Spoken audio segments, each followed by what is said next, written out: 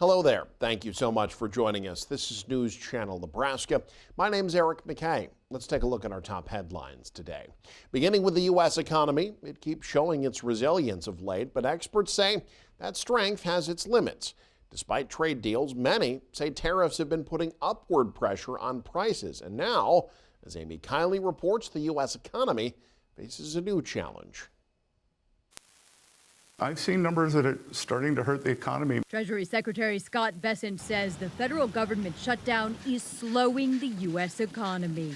His department estimates the impact is about $15 billion a week. The congressional impasse is dragging on. Lawmakers can't agree on whether to negotiate, let alone on how to fund the government. I think this will be the longest shutdown in the history of ever. The Federal Reserve Chair says he's starting to worry the shutdown will make it harder for the Fed to do its job. It relies on data to assess inflation and the broader economy. We'll start to miss that data, and particularly the October data. If this goes on for a while, they won't be collecting it, and it could become more challenging. Many experts say tariffs were starting to put pressure on the U.S. economy even before the shutdown. A new IMF report predicts they'll partly cause it to grow more slowly than the rest of the world in the coming months. Tariffs tend to be significantly worse for the country that imposes them than the countries they're imposed upon. The IMF says trade deals are lessening the blow from tariffs.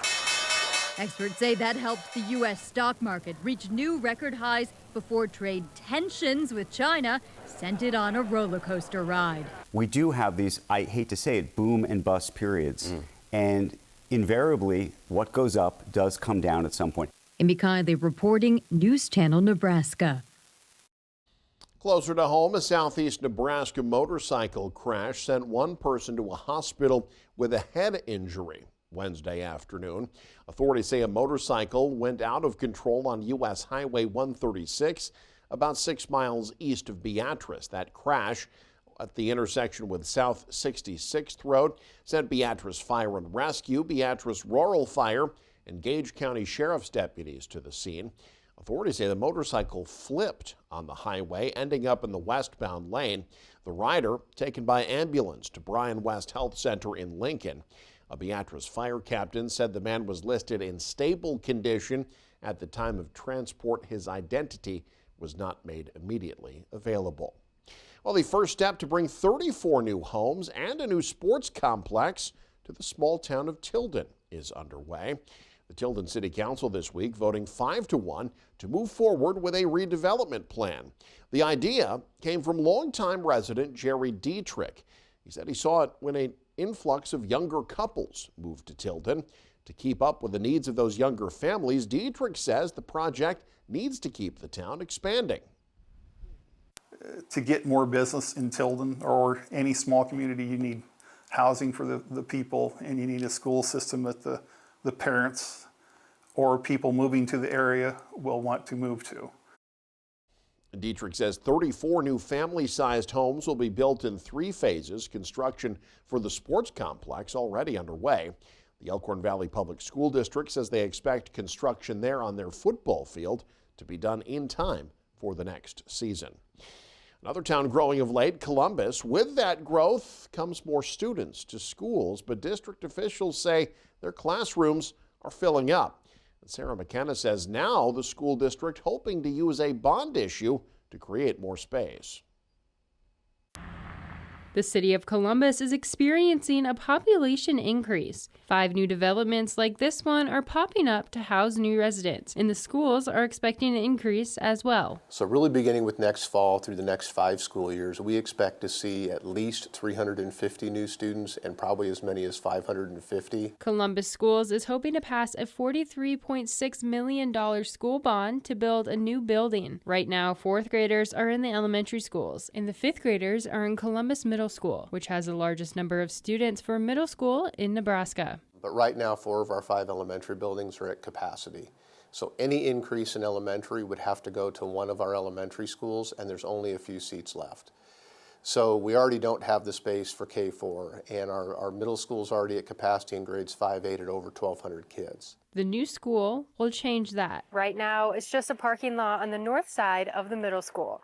But in a few years, the school system hopes this will be the location of the new $43 million intermediate school, housing the 4th and 5th graders to make room for more. The idea came after looking at other districts like Norfolk Public Schools and Brookings Public Schools in South Dakota, who have separated grade levels into new buildings. North Park Elementary Principal Sarah Bird said that while the transition would be different, it would make the move easier for students. Like right now, when we talk about the transition, those students are moving to a really large school with 1,200 students, and that is scary. The school bond will be on the ballot in November, asking the community to support the new school and the future of students in Columbus. I think it's awesome to have all of this development, and it's awesome to have lots of people wanting to come to Columbus. I think that's great for the culture and great for the growth of Columbus, but it also comes with challenges, and I think that's one of the challenges is finding the support. But I think Columbus is a community that has supported that in the past, and I'm excited to see the community that will support our kids going forward. In Columbus, Sarah McKenna, News Channel, Nebraska. Another Northeast Nebraska public school district going to the public, unveiling an 8-figure plan for elementary school upgrades there. Hanky Hazelton has more. The Stanton Board of Education has officially set a special election for November 4th, seeking the voter approval for a $28 million bond and highlighting to residents in the meeting that this is needed because of things that are just very outdated, but also spoke on what they have already tried to remodel and tried to upgrade over the years, but it's time for something new. Since 2020, Stanton Public Schools has already replaced bathroom fixtures, entry doors, upgraded the old gym to LED lighting, fixed roofs, and repaired concrete and modular structures. Now, with the hope of the bond passing, the school aims to tear down old modular buildings, construct a new, more handicap accessible gym and school, and add more classrooms, enhance security, and build a storm shelter install all new appliances. If the $28 million school bond were to pass on November 4th, this would also fund construction for the Early Childhood Development Center, which would make sure that kids don't have to walk from building to building during the cold months. And it would also make sure that they are going to be in one designated area for the first time in the school's history. In Stanton, Hanky Hazelton, News Channel, Nebraska. Nebraska kids outshining much of the rest of the nation when it comes to standardized testing. The latest composite ACT exam shows Nebraska students scored on average a 19.2 this year. That's up a 1/10 of a point from 2024. Nebraska is fairly unique in that all public and private school students are required to take the college readiness exam. But the Cornhusker State compares favorably with the other states that require all their kids to take it. Those states averaged 18.2. Only 36% of students take the ACT nationally. Meanwhile, for the first time in more than a decade, the number of states with rates of obesity of 35% or more went down. Those are the findings of a new report released Thursday by the nonprofit group Trust for America's Health. They analyzed Centers for Disease Control and Prevention data that showed 19 states, including Nebraska, had obesity rates of 35% or more in 2024. Now, that was down from 23 states in 2023. The group's analysis follows a CDC report last year that found the overall rate of obesity in the U.S. is high, but holding steady, affecting about 40% of the population. And a unique artistic event taking shape at the Sturr Museum in Grand Island. An internationally known sculptor bringing a new tribute to life, honoring the Pawnee people. Peter Rice gives us a look. History is being molded by hand inside the Sturr Museum for the next few days, with museum visitors getting a front row seat to sculptor Benjamin Victor, who is the only living artist with 4 statues in the U.S. Capitol's National Statuary Hall, including Nebraska's chief standing bear that was unveiled in 2019. I really didn't think that we had any chance of having him agree to take on the commission of a piece. To my shock, he responded right away and said that he would be interested in talking to me. And so we ended up commissioning a piece, and it's the piece that you see behind me. Late last week, Ben called me and said, "Hey, I'm going to be coming through. I'm really excited.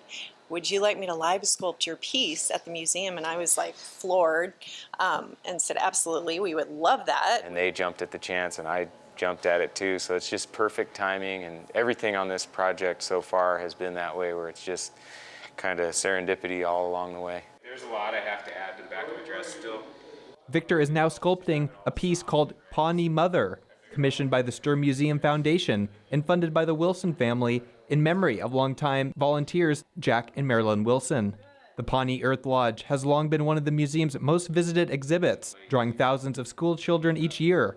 The new sculpture will stand nearby as both an educational symbol and a permanent tribute. For Victor, this week's micro-residency offers a chance to connect art and community, right where history happened.